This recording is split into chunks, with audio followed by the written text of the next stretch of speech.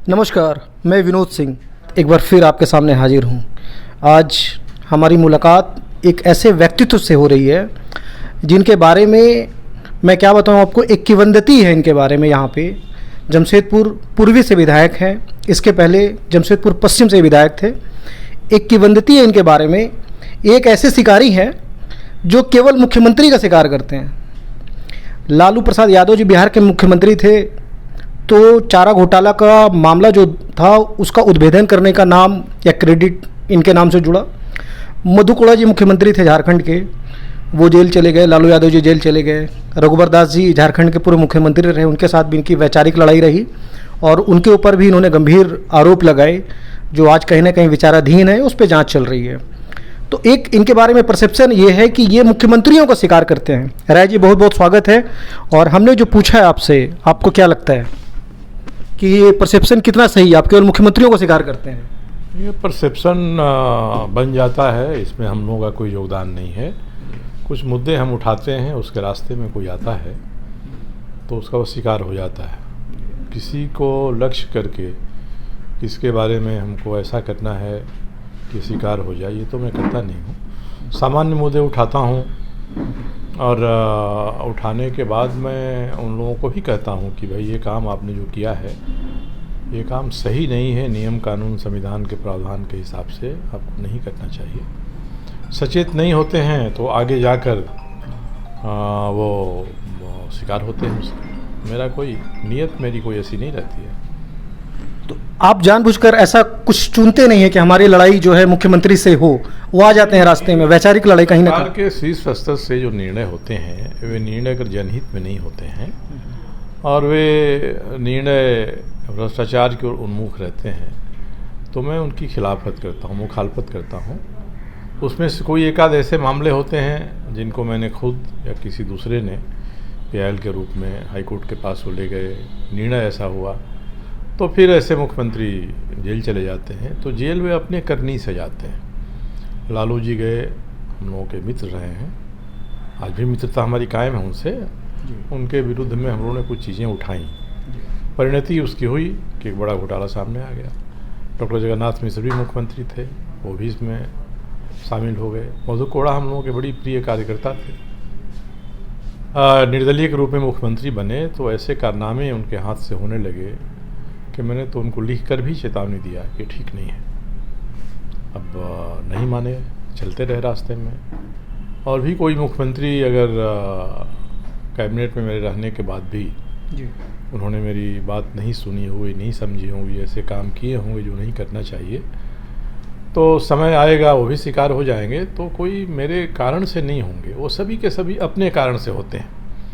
उनको जो परहेज करना चाहिए, this far and no further, सीमा मर्यादा नहीं रखते हैं तो कानून के हत्थे चढ़ जाते हैं, इतना ही है। एक परसेप्शन और है राय जी आपके बारे में कि जिस तरह स्पोर्ट्स होता है, कोई खेल होता है, वो दो तरीके से खेला जाता है। एक इंडोर खेला जाता है और एक आउटडोर खेला जाता है।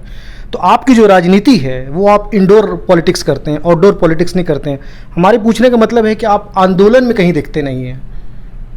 आप इंडोर तरीके से कंप्लेन करते हैं या किताब के तौर पे या पीआईएल फाइल करते हैं, कोई जन आंदोलन आप खड़ा नहीं करते हैं। एक परसेप्शन है आपके बारे में। कई जन आंदोलन खड़ा हुए, हम लोग तो उपज ही जन आंदोलन के हैं।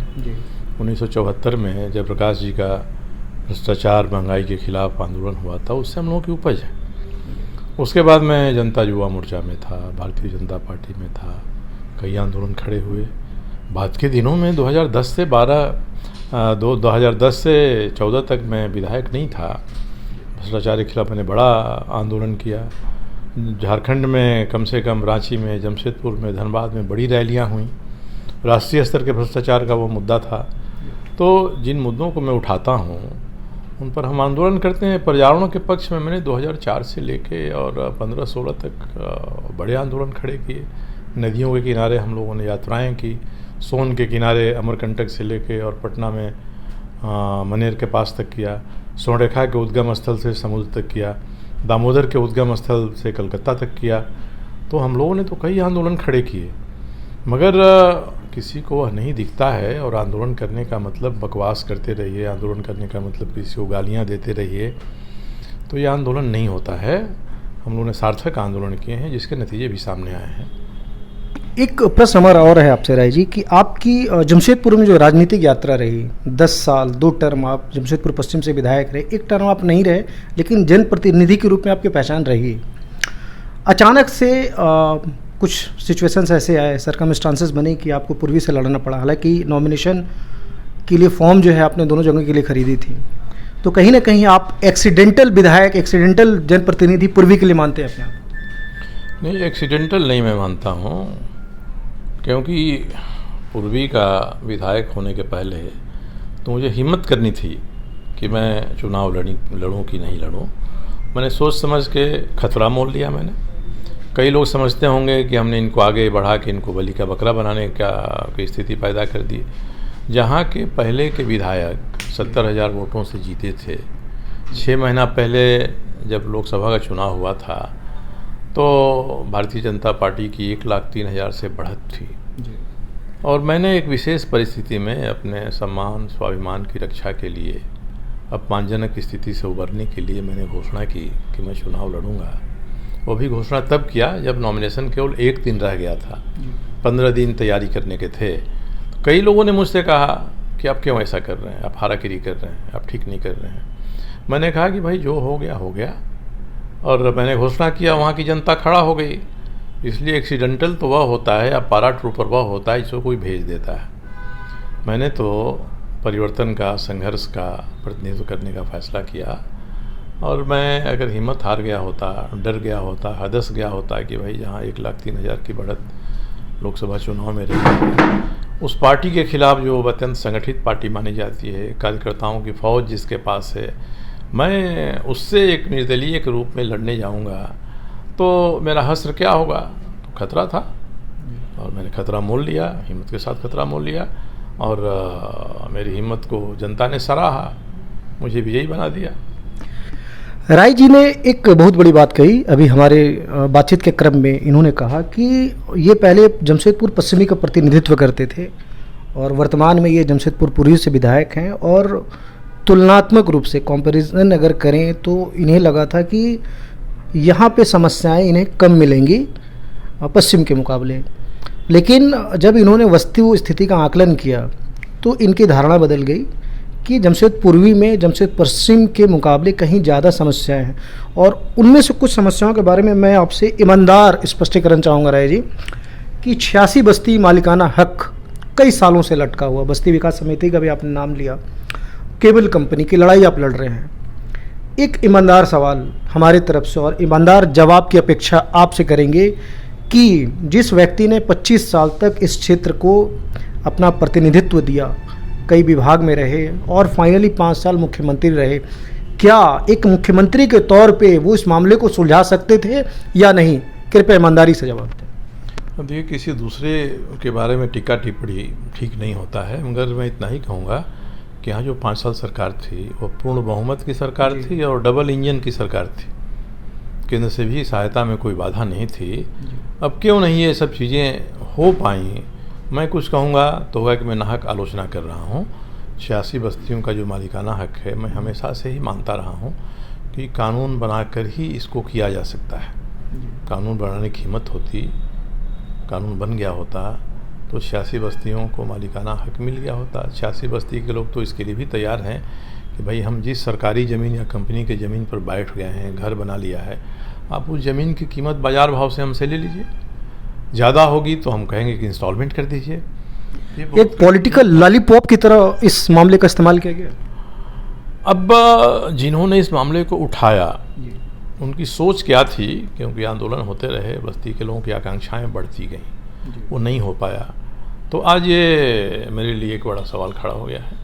अब केबल कंपनी को लीजिए, हम इतिहास इसका देखते हैं तो 2000 में कंपनी सीख हो गई, 1995 से 2000 के बीच इसका प्रबंधन बदला, और जो आए प्रबंधन में उनके बारे दिल्ली हाई कोर्ट का कहना है, निर्णय है उनका कि ये कंपनी चलाना नहीं चाहते हैं, इसके परिसंपत्तियों का उपयोग करना चाहते हैं। इसमें हाई कोर्ट ने उनके लिए स्विंडलर वर्ड दिया है, ये ठग हैं, ये हेराफेरी करने वाले हैं।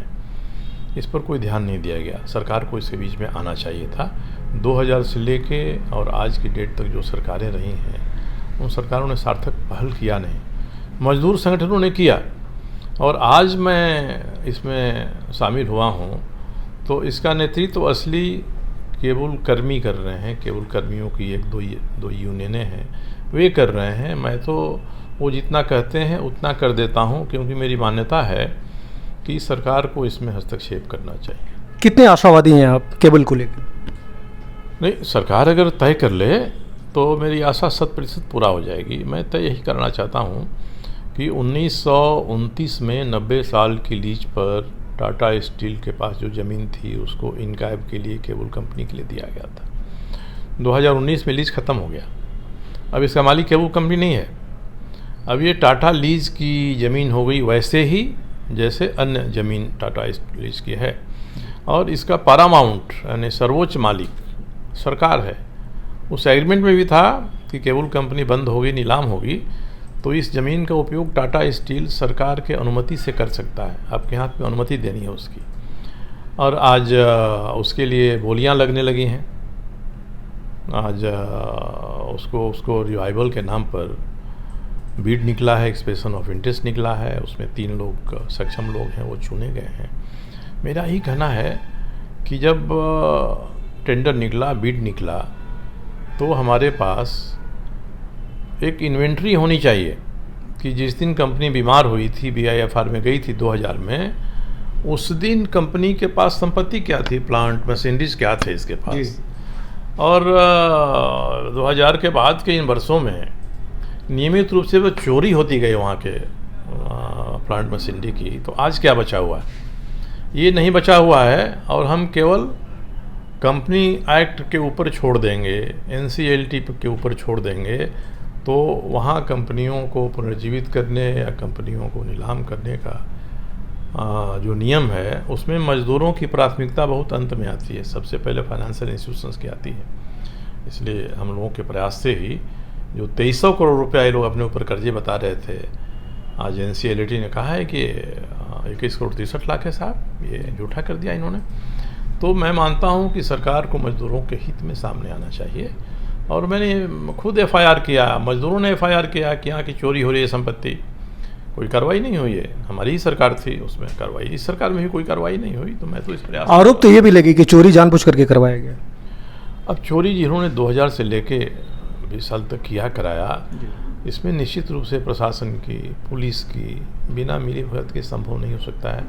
परसों मैंने गोलमुरी थाना को भेजा है, जो केबल कंपनी के नवयुवकों ने मेरे पास भेजा था। मैंने DGP को भी लिखा है कि किस तरह से एक 407 ट्रक पर वहाँ के बड़े बड़े हेवी सामान लाद के ले जाए जा रहे हैं साहब। उसका फ़ोटो खींचा, उस पर बैठे हुए लोगों की तस्वीर है, उसमें बताया ये कौन है, ये बताया है मैंने। तो मैंने कहा कि कार्रवाई करे इस पर। वहाँ केबल बस्ती के नौजवानों ने मेरे पास 2 दिन पहले भेजा कि देखिए कैसे लाद के ले जा रहा है। वहाँ गोलमुरी थाना का जो इसको बोलते हैं टाइगर मोबाइल, उसके लोग भी खड़े हैं। तो मैं तो जब से आया हूँ इस बात को उठा रहा हूँ। कुछ लोग नहीं चाहते कि केबल खुले, ऐसा आपको लगता है? देखिए, अब केबल खोलने की बात, केबल पुराने अंदाज में खुलेगा, नए अंदाज में खुलेगा। मैं चाहता हूं कि 177 एकड़ ज़मीन है, सरकार निवेश के लिए कहां कहां दौड़ रही है। 177 एकड़ ज़मीन पर केबल कंपनी के नाम से हो, किसी अन्य कंपनी के नाम से हो, आर्थिक गतिविधियाँ वहाँ आरंभ हों। और जो मज़दूर हैं उनका जो उचित बकाया करीब 250 करोड़ रुपया है, वो उनको मिल जाए। उस पर सूद जोड़ेंगे तो 500 करोड़ रुपया हो जाएगा, ये मिल जाए। नहीं तो मज़दूर आज जहाँ जहाँ घर ज़मीन कब्जा करके रखे हैं जी, वो मज़दूर उस पर से हटेंगे नहीं, क्योंकि टाटा की तो 1700-1800 एकड़ ज़मीन लीज की कैप्चर हो गई है। तो मैंने सरकार को यह भी कहा है कि आप इसको चलाना चाहते हैं, इन मज़दूरों की सहभागिता करिए, इनका बकाया दिलवाइए। अगर आप नहीं इसमें पहल करेंगे तो मज़दूर जहाँ जमकर बैठ गए हैं वो बैठ गए हैं, उस ज़मीन से आप उनको हटा नहीं सकते।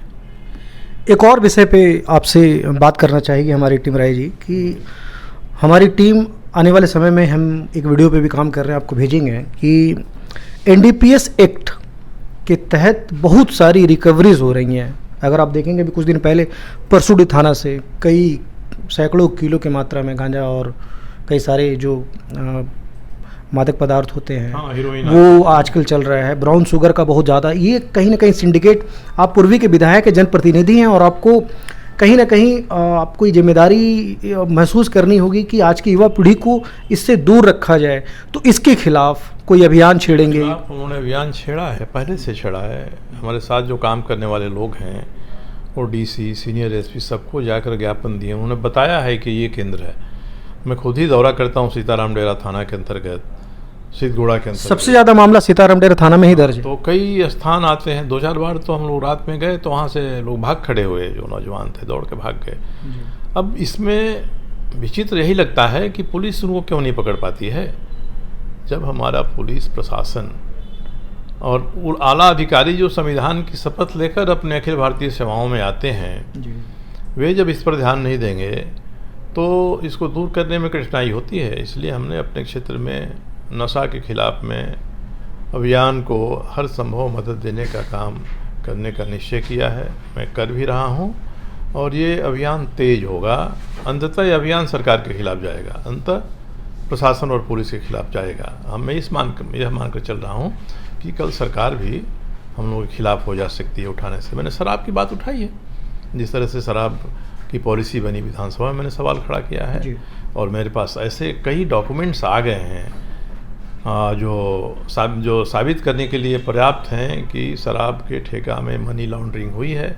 इसलिए मैंने ईडी के आला अधिकारी के साथ भी बात की है, उनको भी सूचनाएं मैंने शेयर किया है कि देखिए कहाँ से किन किन बैंक खातों में, जो जामताड़ा दुमका के पास के हैं, वहाँ लाखों रुपए आए हैं। जिस खाते में 4,000 रुपया नहीं था, एक दिन 2 दिन 3 दिन में लाखों रुपए आए, चौथे 5वें दिन वहाँ से निकल कर कहीं ना कहीं चले गए।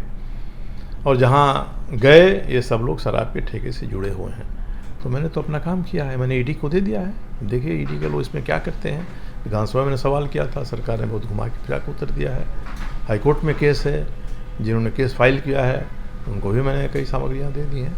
इसलिए मेरी जो सीमा मर्यादा है, जितनी औकात है, उसके भीतर मैं करते रहता हूँ। आजकल तो मेरे पीछे किसी संगठन का बल नहीं है। बल हमारा यही है कि जमशेदपुर पूर्वी के जो लोग हैं आज भी भरोसे के साथ मेरे साथ खड़े हैं और उन्होंने खतरा मोल लेकर मुझे जिताया है। तो चाहते हैं कि हम जो अच्छा काम कर रहे हैं उसके साथ उनकी सहभागिता रहे। एक आखिरी सवाल राय जी, ये सवाल जनता का नहीं है, ये सवाल हमारा है कि आप भाजपा में थे, 2 बार विधायक बने आप भाजपा से, हारे भी 1 बार तो भाजपा से ही आ रहे हो, और परिस्थितियां बस आप पूर्वी से निर्दलीय लड़े और आप जीते। तो आपकी जो विचारधारा है, आपकी जो आइडियोलॉजी है, वह कहाँ टकराती है? भारतीय जनता पार्टी संगठन के खिलाफ आप कुछ नहीं बोलते और एक व्यक्ति विशेष के खिलाफ बोलते हैं जो एक कहीं ना कहीं राष्ट्रीय उपाध्यक्ष के तौर पे भी हैं वहाँ पे। तो संगठन के खिलाफ आप नहीं बोलते। और जो भी कुछ आयोजन होते हैं, अभी हमने देखा कि दीनदयाल उपाध्याय जी की जयंती पे भी कुछ कार्यक्रम हुए थे, वहाँ भी आप शामिल हुए। तो ये कुछ कन्फ्यूज़न होता है यहाँ पे कि ऐसा क्यों, आप आइडियोलॉजी कहाँ आपकी टकरा रही है? आपने सही सवाल किया। ये कन्फ्यूजन है तो दूर होना चाहिए। मैं जब 8वीं क्लास में मैं पढ़ता था, तब मैं 3 साल तक अपनी गांव की आरएसएस की शाखा का मुख्य शिक्षक रहा। विद्यार्थी परिषद से काम किया, जनसंघ के साथ काम किया, भाजपा उसमें भी काम किया। और इतने लंबे समय के काम में जो आइडियोलॉजी है, विचारधारा है, वो लगातार प्रस्फुटित होती गई और विचारधारा में मेरा विश्वास और दृढ़ होते गया कि यही विचारधारा देश को कल्याण के रास्ते पर ले जा सकती है। कहीं कोई गलतफहमी नहीं है, मेरी विचारधारा वही है जो पहले थी, आज भी है। अगर पार्टी ने मुझे टिकट नहीं दिया तो कहावत है कि बतासा के लिए मंदिर नहीं तोड़ना चाहिए। बतासा हमको नहीं मिला तो मैं मंदिर ढाने की कोशिश में नहीं हूँ। मगर जिन लोगों ने ऐसी परिस्थिति पैदा की और जिनके विचार में मानता हूँ कि उस विचारधारा के अनुकूल नहीं हैं, कथनी में है, करनी में नहीं है, और जनता ने भी इसको महसूस किया, मुझे भी यही बनाया। इसलिए मेरी विचारधारा पूर्णतः वही है जो पहले थी।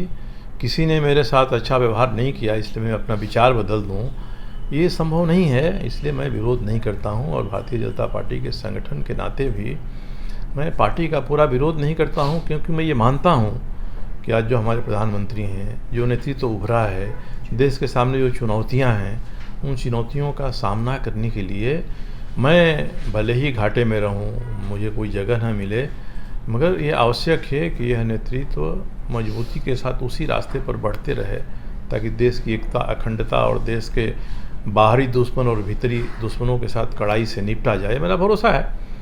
इसलिए मैं जिन लोगों ने ये परिस्थिति पैदा किया कि भारतीय जनता पार्टी मुझे टिकट न दे, खिलाफ हो जाए, कायदे से तो सोचिएगा कि भारतीय जनता पार्टी के एक अच्छे कार्यकर्ता के नाते पार्टी ने मेरे मन के विरोध में भी जो निर्णय किया उसको स्वीकार करना ये कार्यकर्ता का लक्षण होता है। अब मैं वो स्वीकार नहीं कर पाया, इसका मतलब है कि मैं उतना अच्छा कार्यकर्ता नहीं रहा भारतीय जनता पार्टी का जितना अच्छा कार्यकर्ता होने की उम्मीद पार्टी ने हमसे किया था, क्योंकि मेरे स्वाभिमान को ठेस लगी, मैंने अपमानित महसूस किया।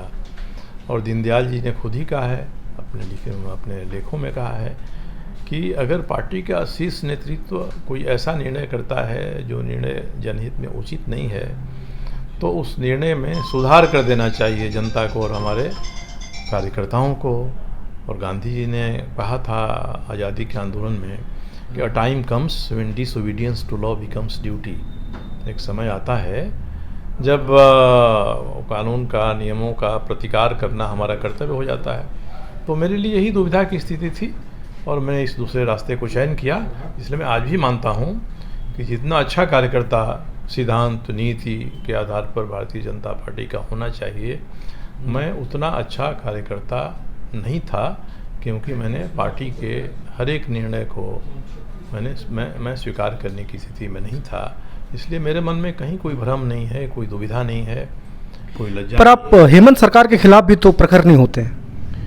हेमंत सरकार के खिलाफ मैंने जितने मुद्दे उठाए हैं, लिखित में भी और वक्तव्य में भी, किसी एक विरोधी दल ने, जो मुख्य विरोधी दल है, उसने भी नहीं उठाया है। ये तो केवल ये सरकार निकम्मी है, ये सरकार ये कर दिया, इसे नमाज पढ़ने की जगह दे दिया, वो दिया, इस सब चीज़ों को उठाते रहते हैं। मैंने तो कोर इशूज उठाए हैं जो मैं पहले भी उठाते रहा अपनी सरकार में।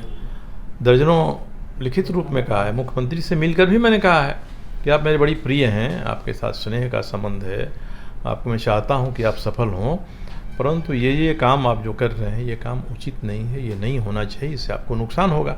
जैसे मैंने पहले मधुकोड़ा को समझाया था, जैसे लालू जी के सामने प्रस्ताव रखा था, उसी तरह। एक चेतावनी है हेमंत जी के लिए? चेतावनी नहीं है। देखिए, अब कोई किसी आदमी को तो एक सफिशिएंट पर्याप्त समय देना चाहिए। 2 साल पूरा हो जाएगा दिसंबर में, 2 साल में स्थितियां नहीं बदलती हैं तो पहले की तरह खुलकर हम लोगों को आना पड़ेगा, क्योंकि हम लोगों की प्रतिबद्धता किसी सरकार या किसी मुख्यमंत्री से नहीं है। हमारे बड़ी प्रिय हो सकते हैं, हमारे प्रिय तो मित्र लालू जी भी थे, प्रगाढ़ मित्रों में से थे, प्रिय कार्यकर्ता मधुकोड़ा भी थे, प्रिय हेमंत सोरेन जी भी हैं, मैं उनसे स्नेह करता हूँ, प्रेम करता हूँ, वो भी मेरा आदर करते हैं। इसके बावजूद जनहित के मुद्दे आएंगे और ऐसे विषय सामने आएंगे, ऐसे निर्णय सरकार के सामने आएंगे जिनसे राज्य को और जनहित को नुकसान होगा, तो मैं तो बोलूँगा। अभी मैं लिख कर देता हूँ, चुपचाप देता हूँ, अखबारों में नहीं देता हूँ, मैं खुलकर बातें आएंगी। फिर आप कहिएगा कि साहब आप आंदोलन नहीं करते हैं, आप तो चिट्ठियों की राजनीति करते हैं।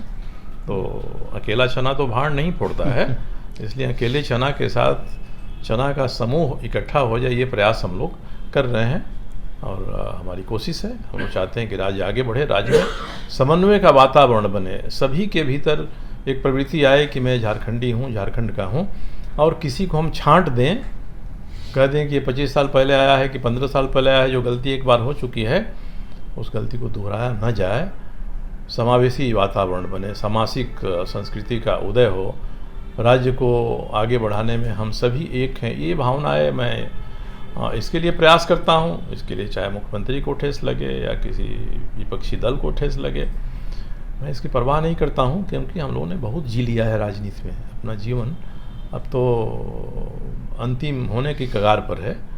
तो कहा जाता है कि आखिरी वक्त में क्या खाक मुसलमान होंगे, तो अभी तक जो रह गया वही आगे रहेगा, आगे इसमें कोई बदलाव की बहुत गुंजाइश नहीं है।